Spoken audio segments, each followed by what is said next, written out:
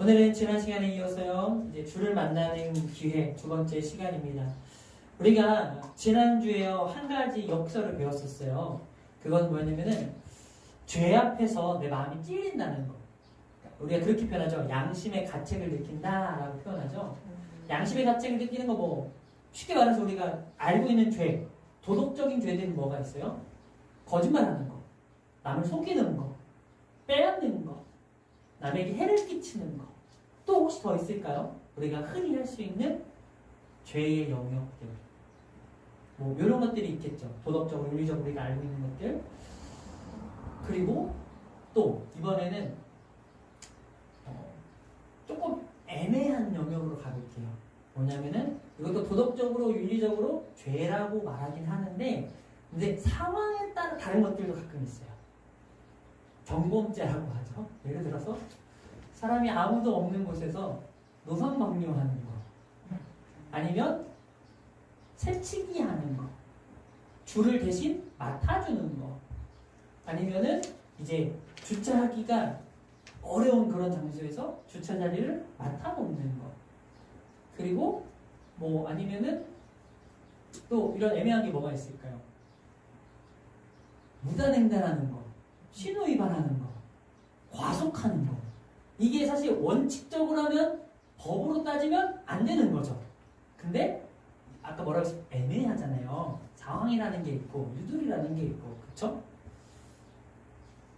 이제 또 이번에는 어떤 차원이냐, 조금 더 가서 이번에는 예수님께서 우리에게 말씀하실 때, 죄라는 것을 말씀하실 때 단지 이것은 율법으로 죄를 짓는 것만이 아니라 행위로 죄를 짓는 것뿐만 아니라 마음에 그 생각만 하여도 그것을 동일하게 여긴다고 하셨어요. 예를 들어서 음란을 품으면 뭐 한다고 했어요? 그게 이미 그 사람에 대해서 음란한 죄를 지은 것과 같고, 남의 것을 탐하면 다른 사람의 것을 빼앗은 것과 같고, 마음에 분을 품으면 그 사람을 살인만 한 것과 같다. 그쵸? 아멘? 자, 그렇습니다. 원론적인 부분, 죄라는 것은 무엇이냐? 성경에서 말하는 하나님의 말씀 죄라는 원론적인 죄는 뭐예요? 하나님과 멀어진 것. 그쵸? 하나님의 마음을 아프게 하는 것. 그렇죠? 이게 사실 죄의 가장 원론적인 부분이죠. 다 생각해 봅시다. 누가 봐도 죄. 거짓말하고 속이고 빼앗고 남을 해치고, 애매한 죄. 새치기하고 무단횡단하고 과속하고, 그리고 아무도 모르지만 나만 아는 죄. 마음속으로 짓는 것들. 하물며 나조차도 깨닫지 못하는 내 행동의 어떤 그 동기가 뭐, 그 안에 담겨져 있는 또 다른 의도가 있고, 이런 그런 거 있잖아요. 나 스스로까지도 속이는 거. 그 마지막에 가서 뭐 있다고요? 하나님의 마음을 아프게 하는 거. 그쵸?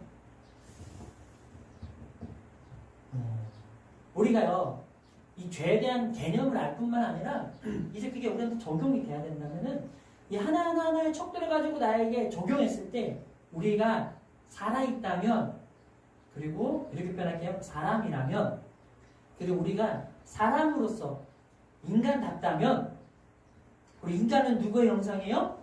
하나님의 형상이죠. 하나님의 형상으로 우리가 지음받았다라고 말할 수 있는 근거가 뭐냐? 하나님의 생기가 우리 안에 있기 때문이에요. 하나님의 영이 우리 안에 있기 때문이에요. 그것이 우리에게 있어서 하나님이 어딨냐라고 말하는 사람에게 하나님은 너와 늘 함께하고 계셨어라는 두 가지 측면. 하나는 뭐예요? 자연 가운데 함께하고 계시는, 그렇게 계시하신다는 거죠. 그리고 또 하나는 뭐예요? 우리의 양심 가운데 일하고 계시다라는 거예요. 그러면 우리는 이 죄 앞에서 마음이 찔리게 됩니다. 아멘? 신음하게 돼요. 뼈가 쇠하게 된다는 거죠. 근데 양심의 가책이 없고, 우리가 흔히 뭐라고 말해요? 양심의 털이 났다. 무감각해지고 오히려 더 악하게 마음을 먹고, 아니면 명분을 부여하죠. 남들이 다 이렇게 하니까, 이렇게 안 하면 내가 살아갈 수 없으니까, 이렇게 안 하면 내가 바보가 되니까, 그렇게 된다는 거. 그게 오히려 하나님께 또 우리와의 관계에서 끔찍한 형벌이 될 수 있다는 거죠. 차라리 우리가 느낄 때, 야, 진짜, 하나님, 이 양심의 가책 때문에 너무 힘들어 죽겠어요. 그래서 진짜 마음에 찔리고 신음하고 뼈가 쇠하는 것 같아요. 그 상태가 우리가 지난 시간에 어떻게 나눴냐? 그거는 형벌이 아니라 축복이다라고 이야기 나눴습니다. 기억이 나시나요? 기억나시나요? 네, 안 나셔도 나셨으면 좋겠습니다. 하나님은요, 그게 뭐예요? 우리를 붙들고 계시다라는 하나의 명백한 증거라는 표시예요. 아멘? 나를 떠나지 않아 주셨다라는 근거예요. 그리고 그 찔림이 바로 우리가 주님을 만날 기회라고 했습니다. 그래서 5절 말씀에는 뭐라고 하냐면 곧 즉각적으로 우리가 내 죄악을 고백할 때, 내 허물을 주님께 자복할 때, 내 죄를 알고 숨기지 않을 때 어떻게 되냐? 곧 주께서 내 죄악을 사하셨나이다 라고 했습니다. 아멘? 그건 뭐예요? 나의 신음에 하나님이 응답해 주신다는 거예요. 성도님들, 저희가 계속 나누고자 하는 것 중에 하나가 뭐가 있냐면요, 기도라는 것은요, 시간을 정해서, 장소를 정해서 각 잡고 형식을 갖춘 다음에 하는 것도 기도이지만 무시로 하는 것도 기도입니다. 아멘? 그렇다고 무시로만 하면 안 되고 이 두 가지 균형이 항상 필요합니다. 그런데 우리가 알게 모르게 이건 기도인데 저건 기도, 무시로 하는 기도는 기도가 아니라고 생각해요. 하나님은요, 우리 신음도 듣고 계십니다. 신음 소리에도 응답하십니다. 아멘? 그럼 하나님 그걸 뭐로 받아주신다는 거예요? 기도로 받아주신다는 거예요. 우리가 이 자리에서 말씀을 배울 때나 들을 때는 알아요. 근데 삶의 자리에서는 놓쳐요. 그래서 하루를 돌아보면서 아유, 우리가 뭐라고요? 오늘은 기도도 못했고 내가 오늘은 참 그랬네? 이렇게 할 수도 있어요. 그럴 때 뻔뻔하게 뭐라고요? 하나님이 나의 그 신음도, 아멘? 기도로 들으셨다. 근데 그러려면 어떻게 해야 돼요? 우리가 깨어 있어야 돼요. 그러려면 어떻게 해요? 이걸 연습해야 돼요. 하나님께 구하고 찾고, 그리고 그것을 인정해 드리는 연습을 해야 돼요. 그리고 더불어서 그게 되려면 사실은 또 시간과 장소를 구별하여서 각을 잡고 기도를 단 10초라도 한 시간을 가지실 필요가 있습니다. 왜요? 대가를 지불하는 거예요. 값을 치우는 거예요. 그리고 그것을 통해서 우리에게는 늘 필요한 게 뭐냐면은 밸런스, 균형입니다. 어느 하나만, 난 이게 편해, 난 이게 익숙해, 난 이렇게 해서 주님을 만났어. 그거 하나만 고집할 것이 아니라 그거 하나는 그거 하나대로 귀하게 여기면서, 아멘. 더불어서 어떻게? 그거 아니고도 하나님을 만날 수 있는 방법들은 무궁무진하고, 그리고 하나님은 그 방법으로 우리를 만나시려고 기다리고 계시다라는 거예요. 함께 어떻게 해요? 균형을 이루면서 말씀과 성령으로, 기도와 찬양으로, 삶의 예배와 또 예배가 삶이 되도록 이런 균형이 우리에게 늘 필요한 줄로 믿습니다. 그래서 하나님은 우리가 하나님 앞에 고백할 때, 하나님 아시죠? 고백할 때 하나님은 즉각적으로 응답하신다고 하셨습니다. 그리고 우리는 이제 거기에서 한 걸음 더 내디딜 겁니다. 하나님이 나를 만나주셨고 그 만남이라는 그 문을 열었을 때 하나님이 우리에게 어떻게 찾아오시는가, 그리고 우리를 찾아오신 주님을 우리는 어떻게 맞이해야 되는가, 어떻게 반응해야 되는가, 우리가 그것을 오늘 본문 8절부터 11절까지 말씀을 통해서 우리 한번 같이 살펴보기를 원합니다. 하나님을요, 만나는 그 사건 자체도 중요하지만 만나고 나서는 또 그만큼 더 중요한 줄로 믿습니다. 하나님은 이제 용서받은 자에게 이제 직접 말씀해 주시는 거예요. 내 아들아, 내 딸아, 내가 너에게 그 너의 갈 길을 보여줄 거야. 너를 주목하고 너를 훈계할 거야 라고 말씀하여 주십니다. 훈계하다, 이것이요 번역적으로 아쉽다라고 지난번에 잠깐 나눴어요. 왜냐하면 우리가 우리 말 속에서, 우리의 정서 속에서는 훈계라고 하면은 꾸짖음을 당한 것 같고 혼나는 느낌을 받아요. 근데 원래 이 성경의 이 원문의 의도는 조언하다, 계획하다라는 의도를 갖고 있다는 거죠. 회초리 들고 서서 너 내 말 안 들으면 혼날 줄 알아? 라고 기다리려고 하고, 그런 훈계가 아니라 이건 마치 의미상 강조하면 이렇게 이해할 수 있는 거죠. 하나님은 죄인을 짓밟으러 오시는 사람이야. 하나님은 죄인을 때려서 심판하시는 하나님이야. 그러나 하나님 그런 하나님이 아니라 품으러 오신다라는 거예요. 예수님은요, 죄인을 만나셨을 때, 또 죄인을 찾아가셨을 때, 또 죄인이 찾아왔을 때 어떻게 반응하는지 아세요? 딱 우리가 해봐야 되는 건 이 복음서를 우리가 한번 직접 찾아봐야 돼요. 성경을 한번 읽어보세요. 예수님이요, 죄인들을 만났을 때 어떻게 반응하셨는지요. 음란한 여인을 만났을 때, 가늠한 여인을 만났을 때, 남의 것을 속여 빼앗았었던 세리를 만났을 때 예수님은 어떻게 반응하셨을까? 가까이 오지 마. 부정해. 너 믿음이 없어. 저리 가. 하지 않고 나니 두려워하지 말라. 평안할지어다. 라고 우리 주님은 말씀하여 주십니다. 그리고 우리 주님이 항상 이 나니, 야 나야. 내가 함께 있어. 너 두려워하지 마. 내가 너의 죄를 깨끗하게 씻어줄 거야. 너는 이제 죄인이 아니라 너는 내가 이제 나의 자녀로 여김 받은 거야. 너는 이제 죄의 종로로 타는 죄의 노예가 아니라 이제 너는 나의 종이고 나의 자녀야. 주님 우리에게 이렇게 초청하시는 것입니다. 그러려면 하나님에 대해서 우리가 분명히 알아야 된다는 거죠. 하나님을 두려워할 줄 알아야죠. 그러나 우리가 또 어떤 마음을 가져야 돼요? 두려워하지 않을 줄도 알아요. 평안할 줄도 알아요. 그런 주님이 이 땅에 오셔서 제일 먼저 하신 말씀이 뭔지 아세요? 회개하라! 천국이 가까웠다라는 거예요. 저를 한번 보시겠습니까? 한번 이렇게 한번 고백해 보겠습니다. 회개하라. 천국이 가까웠다. 나 스스로에게 한번 이렇게 나의 마음을, 우리 아까 죄에 대한 차원을 몇 가지 나눴잖아요. 누가 봐도 죄, 애매한 죄, 그리고 마음의 죄, 그리고 어떤 그 본질적인 원론적인 죄들. 한번 그 원론적인 죄는 결국 뭐예요? 내가 주인 노릇하고 싶은 마음이에요. 하나님이 내 주인이 아니라 내가 주인인 것을 주장하고 싶은 마음인 거죠. 한번 우리가 내 마음을 쉬면서 떠올려 보세요. 내가 회개할 것이 무엇인가? 모든 걸 다 알고 내 심령을 딱 꿰뚫어 보신 주님이 왔을 때 나의 일거수일투족, 나의 혼자 있었던 아무도 모르는 나만의 그 시간, 비밀한 그 시간 가운데 주님은 나를 바라보고 계셨는데 그 불꽃 같은 눈동자로 나를 바라보고 계셨던 그 주님이 나를 딱 찾아오셔서 내 눈앞에 딱 내 똑바로 보고 회개하라, 천국이 가까웠다 하시는 거예요.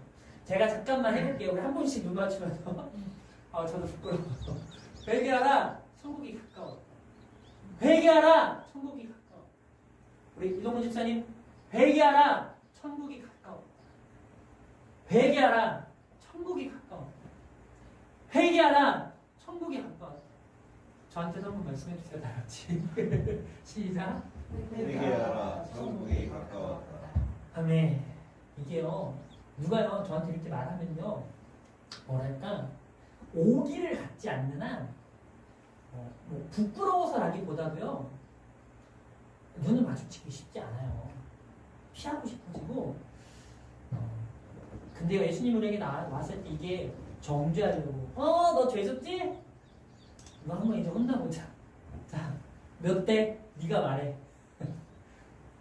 딱 그거 맞고 100대 더 맞고 끝내자. 약간 이런 느낌처럼 이해하면 안 된다라는 거예요. 야, 회개해야지.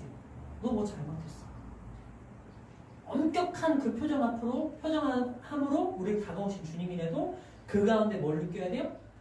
우리의 죄를 사하여 주시려고, 덮어주시려고, 우리를 안아주시려고 찾아오신 주님의 그 품을, 주님의 그 표정을 우리가 볼 수 있어야 될 줄 믿습니다. 그래서요, 우리는요, 이 두려워하지 말고 평안해라 라는 그 말씀과 회개하라, 천국이 가까웠다는 이 말씀이 함께 가야 된다라는 거예요. 그래서 우리는 이 말씀이 그냥 성경에 있는 말씀이 아니라 그냥 진짜 누가 봐도 죄인 그 사람한테만 있는 그 말씀이 아니라 이게 나를 찾아온 말씀, 내 눈앞에 있는 그 말씀, 내가 지금 선택하고 결정해야 되는 그 말씀으로 들어야 할 줄로 믿습니다. 회개하십시오. 천국이 가까웠습니다. 그런데 더불어 뭘 같이 생각하시라고요? 나니 두려워하지 말아라. 그래서 이 훈계라는 것은요, 그렇다는 거예요. 우리가 또 지난주를 한번 생각해 봅시다. 우리가 나눴던 것들 가운데 죄 앞에 우리가 갖게 되는 감정들이 있다라고 했습니다.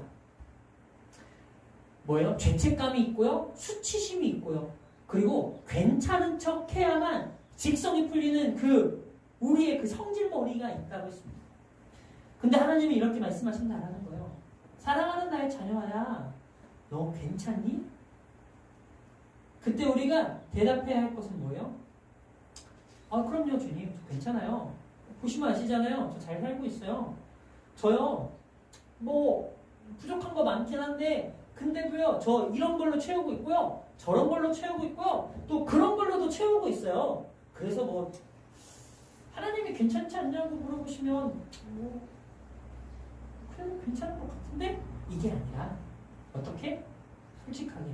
하나님, 저 이래 해서 괜찮지 않아요. 근데 그때 주님이 우리에게 뭐라고 말씀하시는지 아세요? 맞아. 괜찮지 않아도 돼. 왜요? 내가 있잖아. 내가 너의 하나님이잖아. 너의 아버지잖아. 내가 너의 왕이잖아. 그러니까 날 구해. 나를 찾아. 나를 두드려. 그럼 내가 너에게 응답할 거야. 그리고 너는 나에게 부르짖어. 그럼 내가 너에게 크고 은밀한 일을 보일 거야. 그리고 이 8절, 이 하나님이 바로 그 하나님이시라는 거예요. 훈계하신다는 그 하나님이 우리를 조언해 주시고 우리의 삶을 계획해 주시고 그 하나님의 그 따스함으로 우리를 인도해 주시고 하신다라는 거죠. 이 8절 바로 뒤에 9절에 말과 노새가 나옵니다. 이 말과 노새는 길들여지지 않은 자들, 이 말과 노새. 하물며 길들여졌다 해도 이 길들여진 말은 뭐가 있어요? 재갈을 물리죠. 그리고 고삐를 잡죠. 왜요? 안 그러면 자기들 마음대로 날뛸 수 있으니까. 하나님은요, 우리에게 이 재갈을 물리시는 하나님이 아니에요.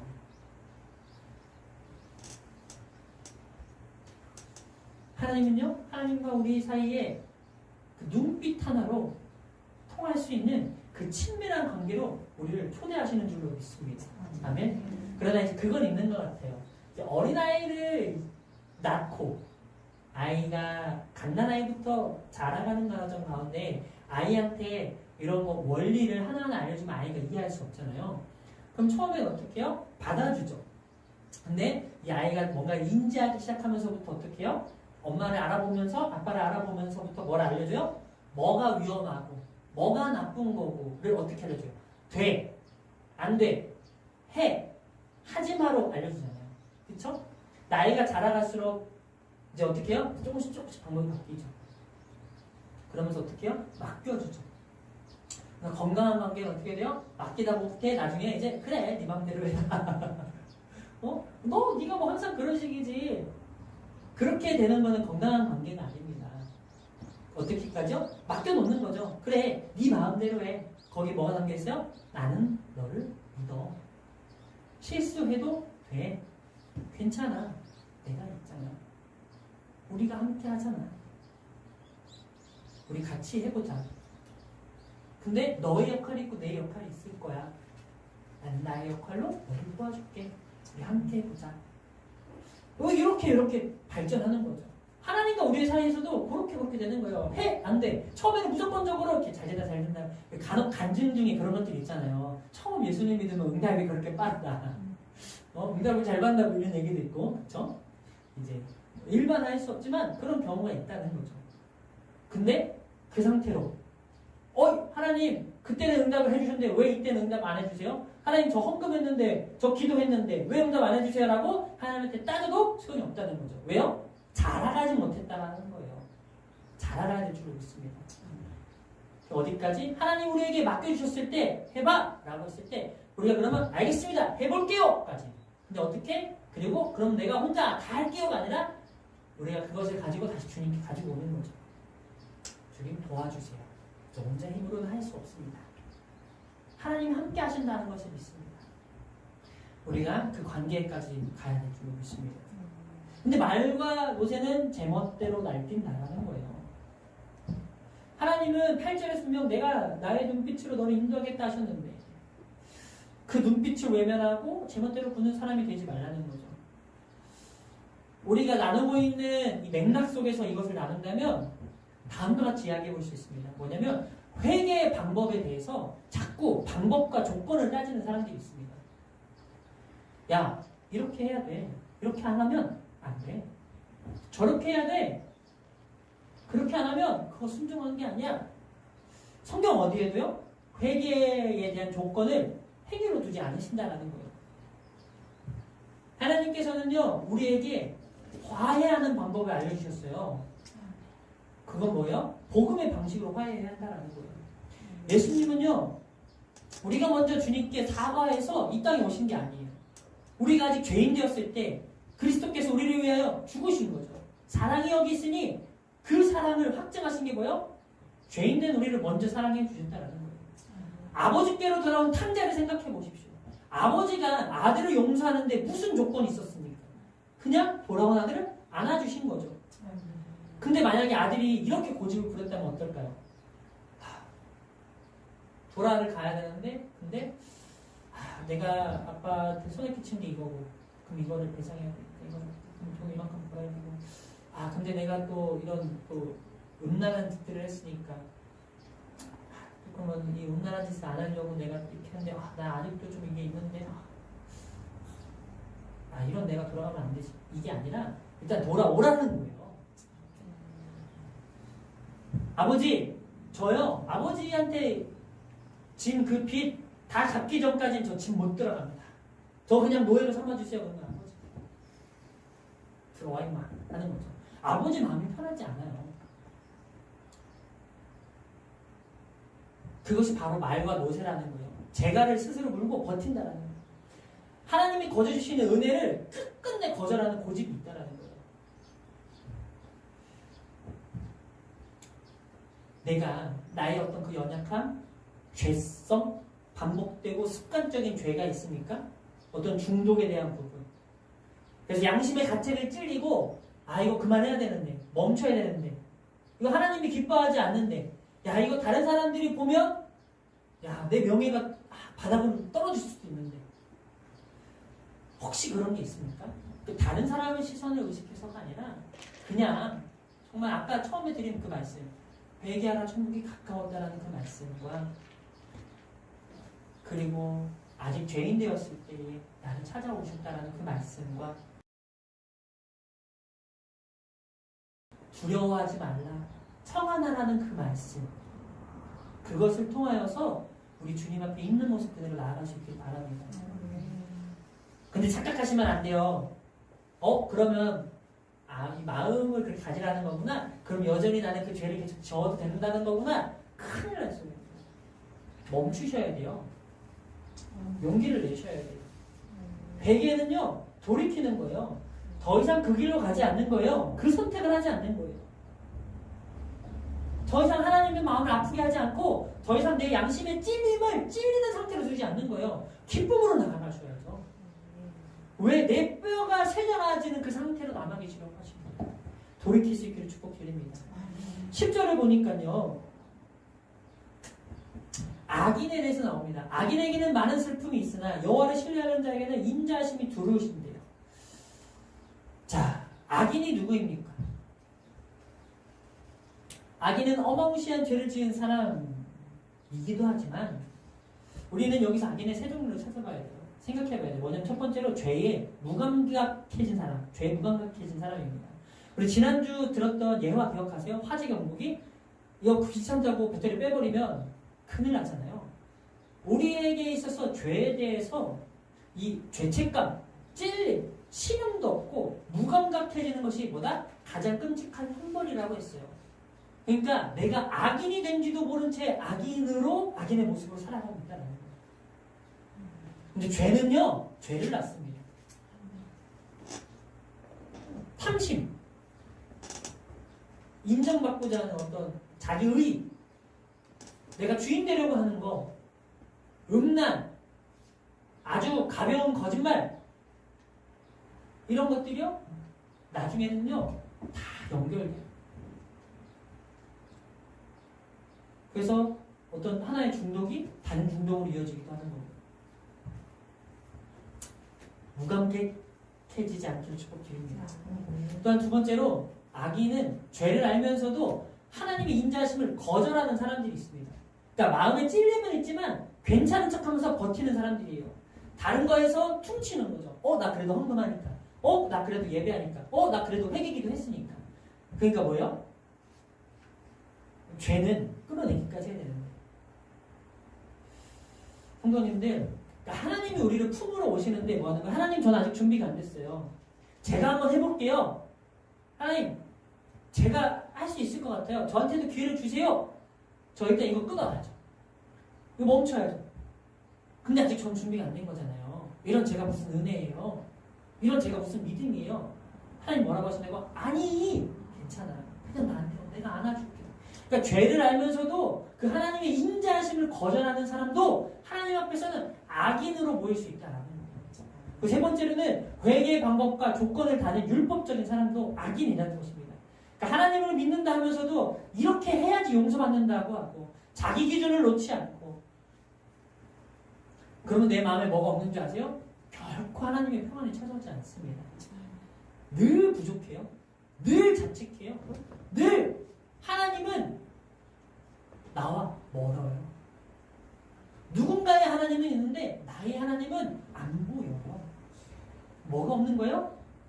날 찾아오신 예수님이 나야. 두려워하지 마. 평안하라는 그 예수님이 나에게는 좀 상관없는. 성도님들, 그렇기 때문에 우리 스스로도 악인이 될 수 있다는 것을 기억하시기를 바랍니다. 가장 무서운 건 어떤 도덕적 결함이 아니라 죄를 막 진짜 남에게 피해를 끼치는 그런 죄, 세상에서 질타받는 그런 죄가 아니라 내 힘으로 구원받겠다고 하는 그 지독한 자기의와 교만과 내가 해보려고 하는 자기 열심, 그것으로부터 우리가 내던질 수 있기를 축복드립니다. 왜요? 하나님 신뢰하지 못하는 거예요. 하나님을 신뢰하는 자에게 인자하심이 두르리로다 하는 말씀을 기억하십시오. 그리고 이제 11절입니다. 마지막 절. 그리고 이제 결론인 거예요. 이제 악인에게는 많은 슬픔이 있지만 여호와를 신뢰하는 자는 인자하심이 있고요. 아멘. 그리고 너희들아 여호와를 기뻐하며 즐거워할지어다 라고 합니다. 마음이 정직한 너희들아 다 즐거이 외치래요. 아멘. 의인은 뭐예요? 하나님께 여김받은 우리들, 그걸 믿는 우리들입니다. 우리가 할 수 있는 건 뭐예요? 기뻐할 수 있다라는 거예요. 즐거워할 수 있다라는 거예요. 누구 때문에? 주님 때문에. 나 때문에가 아니라. 그리고 뭐예요? 마음이 정직한 너희들아. 있는 모습 그대로 나아갈 수 있는 거. 괜찮지 않음을 고백할 수 있는 거. 하나님께 맡겨드릴 수 있는 자. 그런 자들은 즐거이 외칠 수 있다라는 거예요. 우리는 알아요. 의인이라는 게 완벽한 사람이 아니라는 거. 나 또한 그렇다는 거. 우리가 처음부터 죄 없는 자도 아니고, 그러나 우리는 그 뼈가 삭는 것과 같은 그 신음을 통과한 사람들인 줄 믿습니다. 그리고 우리는 이제 우리의 죄를 자복하고 우리의 죄를 고백하고 우리 죄악을 숨기지 않는 하나님께 입을 열고 마음을 연 사람들인 줄로 믿습니다. 그리고 우리는 하나님이 우리에게 대하여 주시는 그 거저주시는 인자하심을 거절하지 않은 줄로 믿습니다. 저도 그랬던 것 같아요. 개척을 시작하면서 정말 잘하고 싶었습니다. 교회가 부흥돼야 되고 능력 있는 목회자가 되고 싶었고 그런 말을 듣고 싶었습니다. 아니라고 했죠. 아닌 줄 알았고요. 근데 돌아보니까 그게 저한테 전부였던 것 같아요. 열심히 했어요. 그러다 보니까 그 과정을 지나면서 하나님께서 분명히 알게 하신 게 나에게는 어떤 가능성도 없구나. 이런 마음으로는, 이런 중심으로는 내가 할 수 있는 것이라고, 할 줄 아는 것이라고는 죄밖에 없구나라는 것을, 죄 짓는 것밖에 없다라는 것을 느꼈습니다. 근데요, 그때였습니다. 그것을 하나님께 고백하니까 그 고백이 나왔을 때 비로소 신기하게도 저에게 새 힘이 솟기 시작했습니다.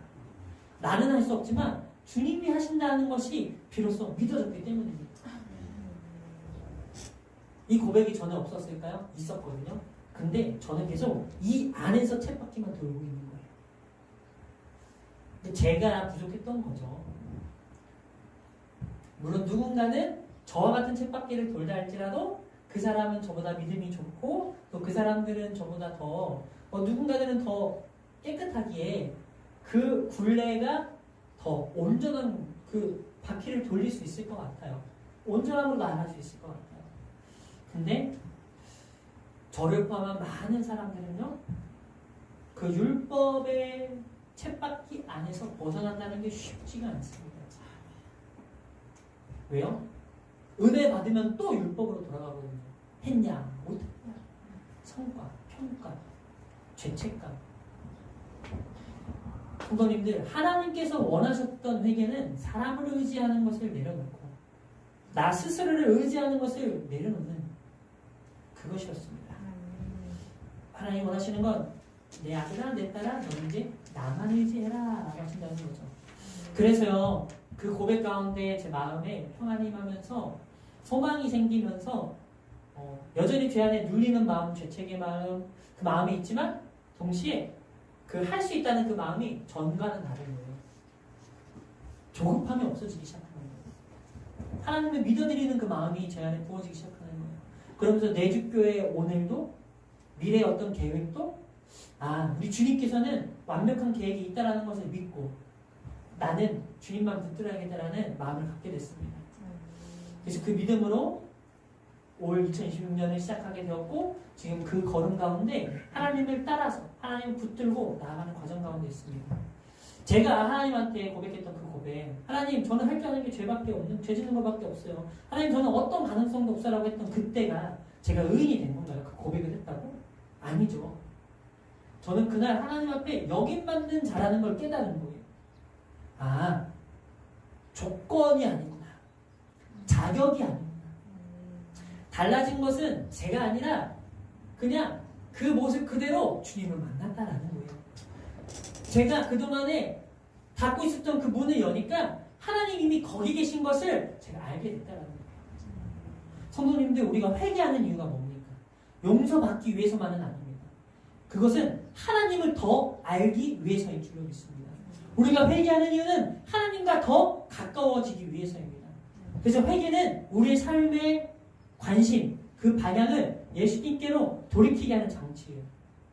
그래서 죄가 찾아오고 죄책감이 찾아오고 유혹이 찾아왔을 때 사탄은요 동일하게 그 지점에서 우리에게 겁을 줍니다. 야, 너 끝장이야. 너 죄인이야. 너가 이러니까 안 되지 라고 우리를 조소합니다. 그때 어떻게 하시라고요? 그 속삭임을 사탄의 목소리를 거절하십시오. 우리에게는 그것을 거절할 권리가 있습니다. 거절할 책임이 있고 거절할 능력이 있습니다. 왜요? 예수 그리스도 보혈의 능력이 있기 때문에요. 예수 그리스도 이름이 있기 때문에요. 그렇기 때문에 세상에서 가장 무서운 저주 중에 하나는 회개하지 못하는 저주이고 회개했지만 율법으로 돌아가는 것입니다. 이제 우리는 그 모든 두려움을 뛰어넘어서 은혜의 바다로 은혜로 용서하시는 하나님 품 안으로 들어가게 된 줄로 믿습니다. 아멘. 자, 이제 마무리할게요.